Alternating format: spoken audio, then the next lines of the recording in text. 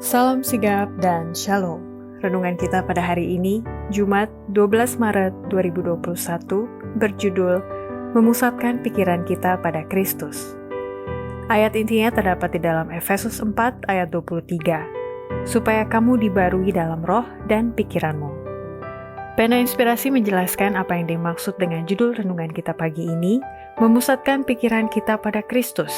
Dan makanya kita perlu mendaftar dalam sekolah Kristus dikarenakan pertama, memusatkan pikiran kita pada Kristus adalah menjadikan pikiran kita menjadi serupa dengan pikiran Kristus.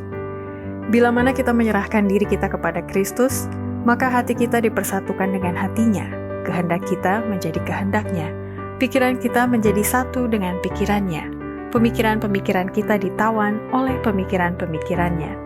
Kita menghidupkan hidupnya. Inilah artinya dipakaikan jubah kebenaran Kristus. Kemudian pada waktu Tuhan memandang kepada kita, Ia melihat bukan jubah daun pohon ara, bukan ketelanjangan dan kecacatan yang ditimbulkan oleh dosa, tetapi jubah kebenarannya sendiri, yang adalah penurutan yang sempurna kepada hukum Yehova. Kedua, memusatkan pikiran kita pada Kristus adalah membiarkan dan menyerahkan pikiran kita bekerja kepada pikiran Kristus.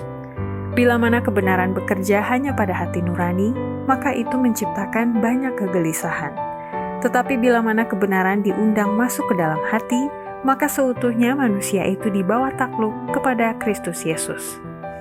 Bahkan pemikiran-pemikiran pun ditangkap karena pikiran Kristus bekerja pada kehendak yang diserahkan kepada kehendak Allah.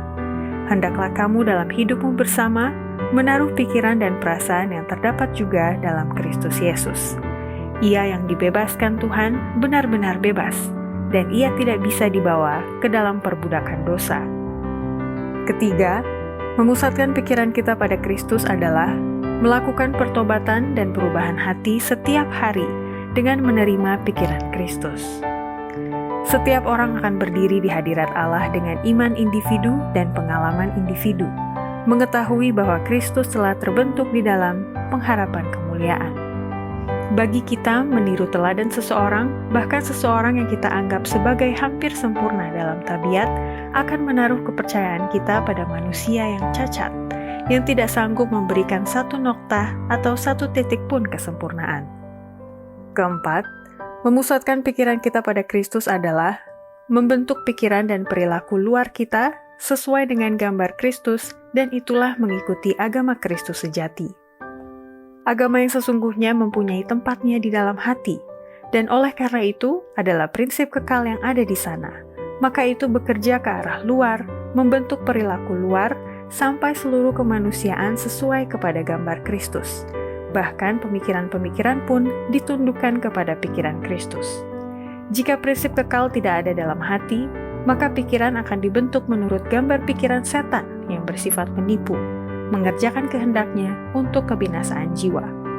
Suasana yang mengelilingi jiwa-jiwa seperti ini merusak kepada semua yang ada di sekitar mereka, apakah mereka itu orang percaya atau orang yang tidak percaya. Demikianlah renungan kita pada hari ini. Kiranya Tuhan memberkati kita semua.